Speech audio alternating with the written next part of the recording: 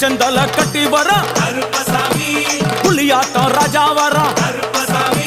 சபரிமலை காவக்கார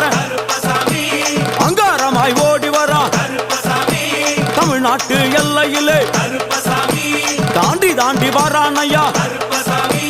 செங்கோட்டை கருப்பம் வர தெங்காசி சுடல வர ஆம்பூர் சுடல வர சாத்துனூர் புதத்தான் வர